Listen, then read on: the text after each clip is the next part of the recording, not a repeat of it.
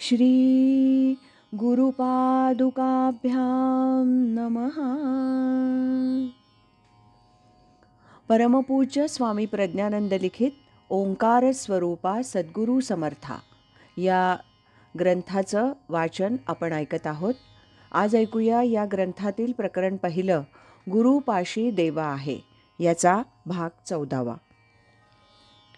साधना करत असताना काही पथ्य पाळली पाहिजेत, तर साधना होते, नाहीतर साधना होत नाही. माणसं साधनासुद्धा आंधळेपणानं करतात. स्वामींचाच अभंग आहे म्हणून तो आपल्याला अधिक प्रमाण मानावा लागेल. स्वामी आपल्याला असं सांगतायत, काम क्रोध लोभ ठेवूनी अंतरी, पाहो जाता हरी कैसा दिसे. मनामध्ये काम क्रोध लोभ सगळे विचार ठेवलेत आणि म्हणाले आम्ही देवाची उपासना करतो आणि देवाचा शोध घेतो. कसा दिसेल तुमच्या दृष्टीला देव? देव सापडणार नाही. काम तेथे पुष्टी, क्रोध तेथे शांती, लोभ तेथे तृप्ती कैशी राहे. ज्याच्या अंतःकरणामध्ये नाना तऱ्हेच्या वासना आहेत तिथे तृप्ती मिळणार नाही. ज्याचा स्वभाव क्रोधीच बनलेला आहे त्याला शांतता कधीही मिळणार नाही. आणि ज्याच्या ठिकाणी लोभ आहे, फार अतिलोभ आहे, त्याला तृप्तीचा लाभ कधीच होणार नाही. काम क्रोध खळ पापी अमंगळ, समूळ चांडाळ त्यजावे ते. काम क्रोध लोभ हे सगळे दुष्टच आहेत, चोर आहेत, त्यांची संगत टाकावी. स्वामी म्हणे चित्त करावे निर्मळ, तरीच गोपाळ राहे तेथे. चित्त शुद्ध असलं पाहिजे, शुद्ध झालं पाहिजे, शुद्ध झालं पाहिजे. हा आग्रहपूर्वक पुन्हा पुन्हा संतांनी आपल्याला केलेला उपदेश आहे.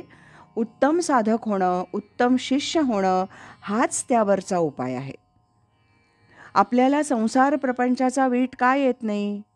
एका संताला एकांनी प्रश्न विचारला की तुम्ही तर या संसार प्रपंचाचा एवढा धिक्कार करता, तिरस्कार करता, पण आम्हाला इतके विपरीत अनुभव येऊनसुद्धा आम्हाला संसार प्रपंचाचा तिटकारा का येत नाही?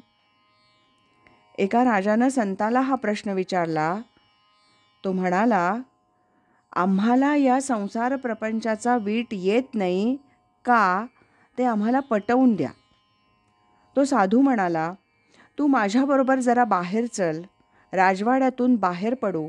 आणि मग त्याला हाताला धरून तो ढोरवाड्यामध्येच गेला.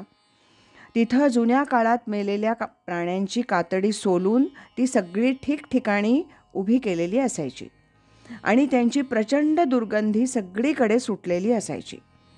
त्या साधूंनी राजाला विचारलं, हे जे ढोर वस्तीतले सगळे लोक इथं राहिलेत, यांना या दुर्गंधीचा वास येतो का रे कधी? तुम्ही आम्ही नाक धरून तिथं जाण्याचा प्रयत्न करतो, पण या लोकांना हा वास कधी अस्वस्थ करीत नाही का? तर याच्या सान्निध्यात कायम राहणं हाच त्यांचा स्वभाव आणि हेच त्यांचं जगणं झालेलं आहे.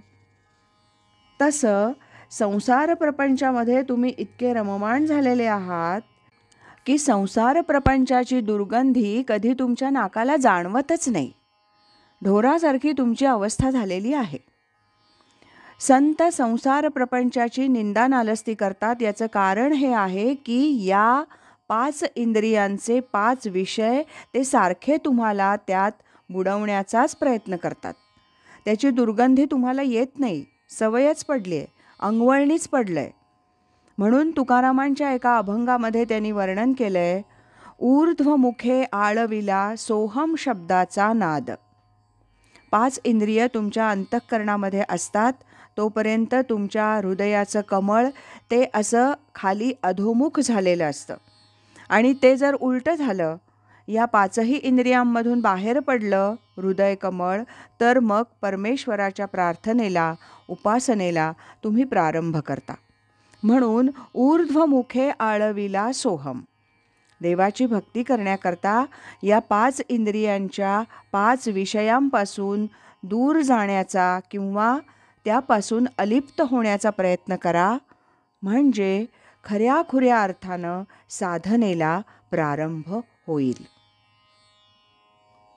आज इथेच थांबूया. यानंतरचा भाग आपण उद्या ऐकूया. राजाधिराज श्री सद्गुरुनाथ महाराज की जय.